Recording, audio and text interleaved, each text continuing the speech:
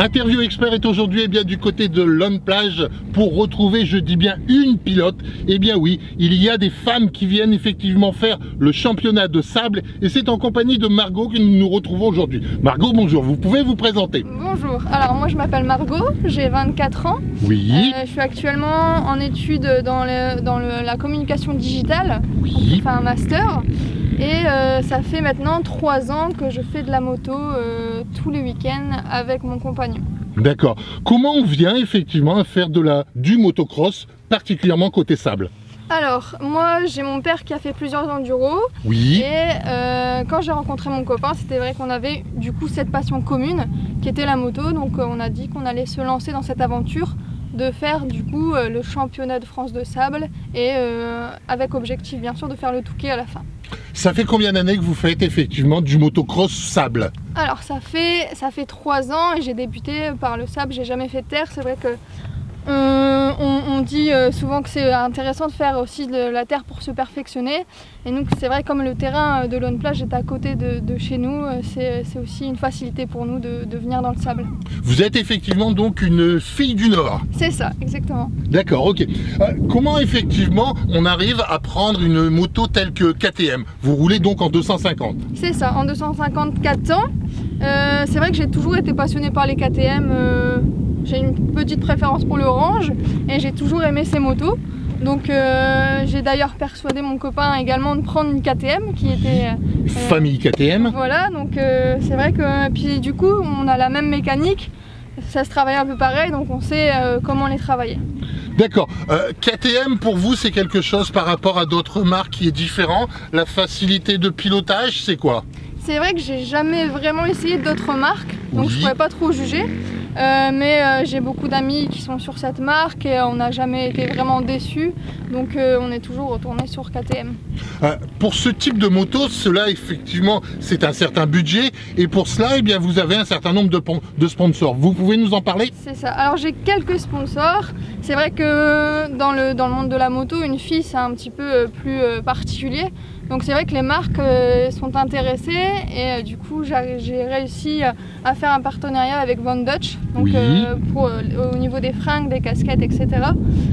J'ai une marque également pour les vêtements de moto qui est Citus. Oui. Et j'ai BL Impression qui m'accompagne aussi pour ma saison, pour tout ce qui est kit déco, flocage sur les maillots, et ça c'est top aussi. Au niveau financièrement, il vous manque encore quelque chose ou cela vous convient pour le moment? Financièrement, pour faire la saison, c'est vrai qu'on est un peu court parce que ça coûte énormément d'argent. Oui. Si c'était que pour l'entraînement, je dirais que ça suffirait, mais c'est vrai que pour la saison sable, c'est un sacré budget. Vous avez pu estimer effectivement une saison sable? Combien ça coûte financièrement? Parce que vous déplacez, partir sur Graillan ou quoi que ce soit, c'est quand même un coût. C'est vrai que c'est vraiment un coût. Alors estimer vraiment le coût, c'est vrai qu'on n'a pas chiffré ça, mais on doit être pas loin des 20 000 € quand même. Hein. D'accord, donc effectivement, si d'autres sponsors vous désireraient venir vous rejoindre, ça sera avec grand plaisir. Avec grand plaisir, bien sûr. Pour une fille, faire le Touquet, c'est quoi? Ça représente quoi?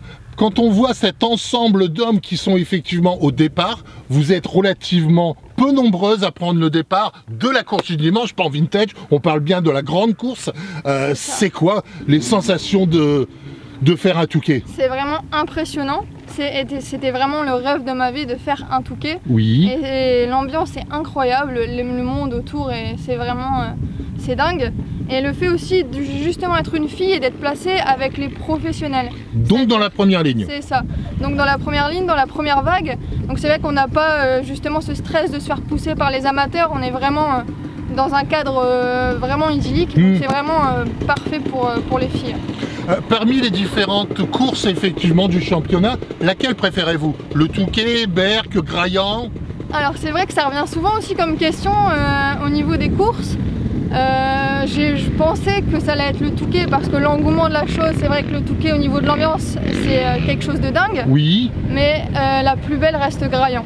Ah oui, pourquoi? Graillan, pour les paysages, pour le fait justement d'être dans le sable, sur la plage, mais vraiment sans personne autour. On part pour une aventure à Graillon, on part vraiment pour une aventure. Et c'est ça qui est incroyable, c'est que quand on part, ça dure un moment, on monte dans les dunes, on est dans la forêt, entre les pins, donc c'est incroyable. Donc ça veut dire effectivement que quand on fait du motocross, même au niveau compétition professionnelle, on a la possibilité de voir l'environnement et le cas échéant, pourquoi pas, de voir le nombre de spectateurs. C'est ça. Ça vous motive davantage? Plus il y a de spectateurs, plus vous serez sur le devant. Ça motive parce que je trouve en plus que les spectateurs sont vachement à l'écoute et sont vachement encourageants pour nous les filles parce qu'on a des plaques roses du coup oui. pour le Touquet pour toute la saison. Et c'est vrai que du coup on remarque les féminines assez bien. Et ça c'est super encourageant parce qu'ils sont tous là à nous motiver, à nous encourager, donc c'est top. Si vous deviez comparer le Touquet au niveau sensation à un autre sport ou à un autre moment de la vie, lequel serait-il? C'est incomparable. On ne peut pas comparer le Touquet, c'est vraiment une expérience pas comparable, c'est incroyable, ça reste une expérience qui se vit une fois, je pense, dans une vie, donc je peux pas comparer le Touquet. Une fois qu'on a fait le Touquet, on a envie d'y retourner l'année d'après? Alors c'est ce qu'on dit toujours, quand on y est, c'est très compliqué, on dit plus jamais je mets les pieds sur cette plage. Tellement que c'est galère. C'est tellement dur, c'est tellement physique, c'est tellement incroyable. Mais dès passer la ligne d'arrivée, on se dit que l'année prochaine, on sera de retour sur cette plage. Par rapport à Berck, vous avez fait Berck. Berck, c'est quand même beaucoup plus technique, le sable est différent. On peut considérer que c'est plus difficile. Berck, pour moi, c'était la plus compliquée, même si c'est la plus courte. Oui. Déjà parce que c'est la première course du championnat et c'est vrai que moi, c'était la première fois que je faisais le championnat et c'est vraiment se mettre un pied dedans et c'est vraiment compliqué parce que le terrain est déjà défoncé dès notre arrivée.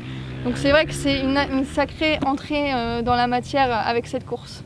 Sachant en plus qu'à Berck, on a régulièrement ce fameux mur. Pour vous, c'est une appréhension d'arriver face à ce mur? Alors c'était une appréhension, surtout que Sébastien Sago préparait les pilotes justement en parlant de cette bosse et il m'avait dit qu'il y avait un petit passage à côté au cas où, si jamais. Mais c'est vrai que dès qu'on est devant, après il faut mettre du gaz et ça passe. Ok, le cas échéant, eh bien il faut savoir que cette année donc vous nous avez fait le Touquet, c'était votre combien de participation? C'était la première participation. D'accord, ok. Donc c'était effectivement, comme on le voit, le numéro 46. Vous terminez combien? Alors je ne l'ai pas terminé à mon grand regret. Oh là là! Parce que j'ai fait un embrayage, donc erreur de débutante.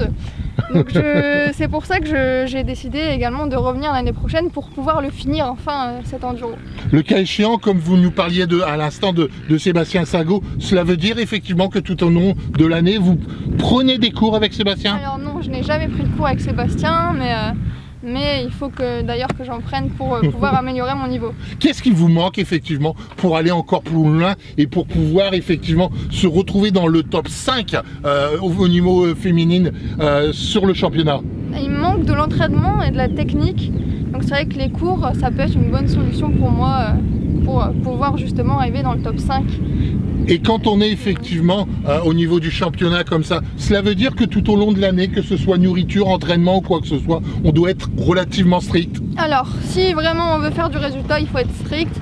Il faut limiter l'alcool, il faut essayer de bien manger, pas trop gras. Pas d'alcool. Pas d'alcool. Et s'entraîner régulièrement, même en dehors de la moto, faire 3 entraînements physiques par semaine, courir, faire de la muscu pour justement se renforcer des bras par exemple, et des jambes.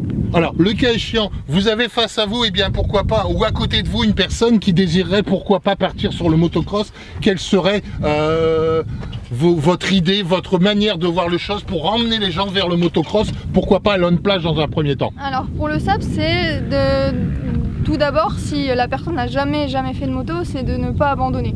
Parce qu'elle va mettre ses roues dans le sable directement, c'est très compliqué. Hein. On est d'accord que quand on arrive ici, ça dépend aussi à quelle période, mais quand on arrive en période hivernale, c'est rempli de monde, les professionnels sont là aussi, donc c'est vrai que ça met une pression en plus. de venir s'entraîner dans un monde comme ça, mais c'est de jamais abandonner, de continuer, d'essayer de faire de son mieux, de serrer la moto et de mettre du gaz. Votre motivation est totale. Allez, total. Ok, merci beaucoup le cas échéant. Eh bien, je vais vous laisser, pourquoi pas, rejoindre la piste de motocross pour votre entraînement semestriel. Vous venez toutes les semaines? Toutes les semaines. D'accord, ok. Donc on sait systématiquement que si on veut voir une fille sur une moto dans le sable, c'est tous les week-ends, tout simplement, Lone Plage. C'est ça, Lone Plage. Merci Exactement. beaucoup, à très bientôt. Et puis le cas échéant, on se retrouve à Berck ou au Touquet. Merci beaucoup. Au revoir. Au revoir.